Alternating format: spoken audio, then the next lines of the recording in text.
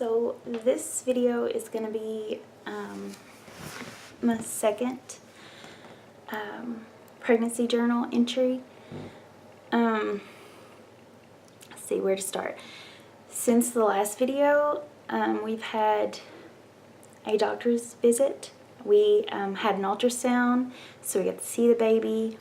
We've told people, so everybody knows, even Facebook world knows.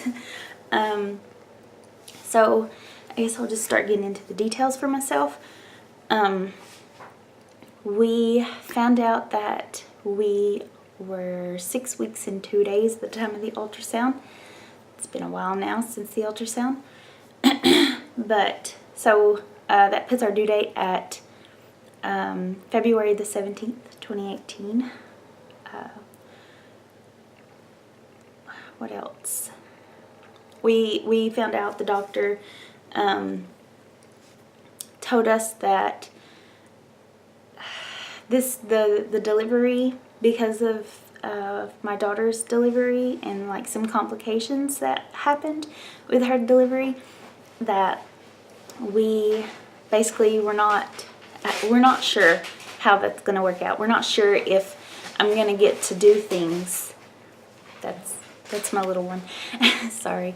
But we're not sure that we're going to get to do things the way that we would prefer to do them, because I would prefer to do things a more natural route. But however the baby needs to be born, I'll be fine with it, no matter what.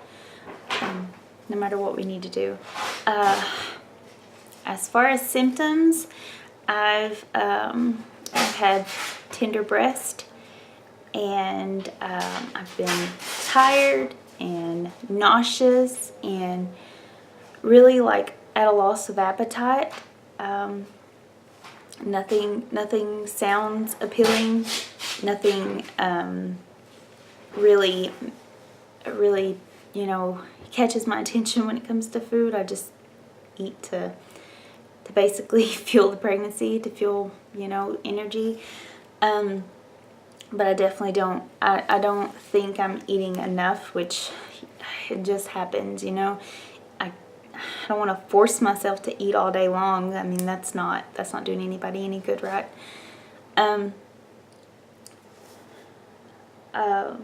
Let's see, I'll jump over to how we told people. We told people, I think it was,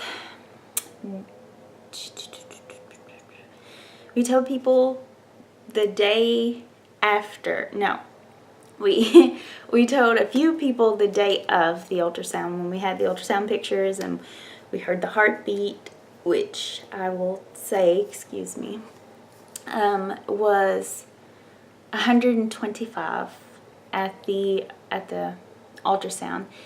And so we told my mom, my sister, basically my whole family, my dad, my brother, and then we told my husband's side of the family as well. And then we kept it secret for a couple days, I believe. It was somewhere near the end of June, like the very end of June. And then we did this cute announcement picture, and then we posted that on Facebook, and that's how everybody else found out. They found out on Facebook. So if they weren't family or a close friend or anything like that, then they found out via Facebook. So that is what it is. That's I'm still feeling a little cautious every time. I don't even know where to start. Every time I have a pain or a twinge or something to that degree, I still feel a little weary that something's off or something's not right. Hearing the heartbeat definitely relieved a little bit of anxiety, but yeah. As far as when I'm going to know more about maybe how this pregnancy is going to play out a little bit more in the end toward delivery, I won't know anything else until that appointment. And the appointment I'm talking about is in probably at the end of August, beginning of September. It hasn't been set yet, but it'll be about around the time that the anatomy scan will take place. And for that, they'll be sending me to the bigger hospital that's a couple hours away from my city. And that's where I'll see the doctor, who's basically going to determine, what's best for the baby, and I guess for me in the end. And of course, my doctor will have some say as well, but this doctor will they'll be able to, I'm not sure exactly what's going to happen, to be honest. I'm not sure exactly what they're looking into, and I'm not sure exactly what the possible end results are. I do know that she said maybe an induction earlier, like a couple weeks. I need to do a birth story of my first child so that I'm not just talking about something that nobody knows what I'm talking about, the issues and things. But because of her birth, it's created all these questions, and I'm at risk for a couple other things that I wasn't at risk for in her delivery because of the way her delivery went. So yeah, so we'll know more about that later on. What else do I need to say? Gender, we obviously don't know that yet. My husband is rooting for a boy. He wants a son, and I can't say I blame him. He wants his little boy. He has his little girl. That would make everything just, the stars align for him. He loves his daughter, and I'm sure he would love another daughter just as much. But I kind of, as far as it goes for me, we still have everything from our daughter, like everything almost. There's a few odds and ends here and there that they're not missed. Trust me, there's still totes and totes and totes of clothes upstairs, and more clothes than one child would ever wear. So there's things that she's never even worn before, things with tags on them still, and I've been holding on to those just because we wanted a second child, and I didn't want to, get rid of something that, I would have to go and repurchase if we have another girl. And if I'd gotten rid of those, we'd have to repurchase every single thing that I sold. So it's pointless, and you never get the money back out of something that you paid for it, which it's used. So why would somebody, I wouldn't either. I wouldn't pay full price for a used item either.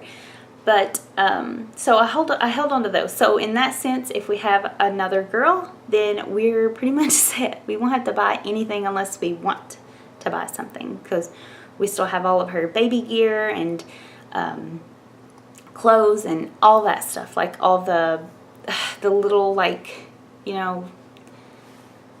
toys, baby toys, blankets, everything. So we'd be set. And for a little boy, it would be a different story, because we don't have anything for a little boy. So it would be like a whole new world, a whole new can of worms, We get to go and buy a whole new wardrobe and everything like that, and that's exciting, right? As far as names, we have nothing, which at this point, it's a little early to be worried about names, but it has crossed our mind. And when I was pregnant with our daughter, we had her name picked out, and we couldn't decide on a little boy name. And they say that if you have one gender or the other, the name picked out, that that's the gender of the baby. Like if you only have a girl name picked out, then you're gonna have a daughter, and then if you only have a boy's name picked out, you're gonna have a son. So, that's hearsay, but in our case, it turned out to be correct. But this time around, we don't have either. Our daughter's name was like a favorite of ours. It was like definitely, for for us, the highest of highest names on our list. It was the name that we wanted our daughter to be named, and now we have a daughter with that name, and there's no second name. There's random names. I mean, I have a baby name list just on random sites where you can make those and keep those. If you don't know where to find those, I'm sure Google can help you out. But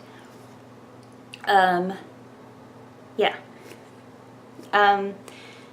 There's nothing that we're like, that's going to be the name of this baby if it's a boy or if it's a girl.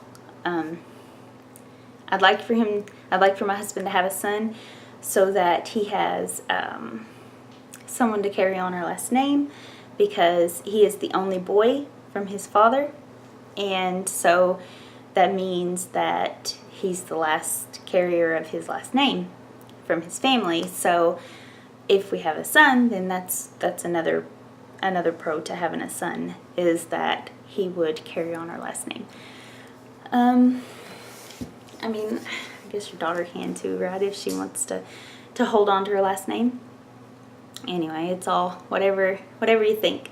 I'm not sure that this will be public. My husband said that I should make it public. I think he just wants to watch them, but I might make it public.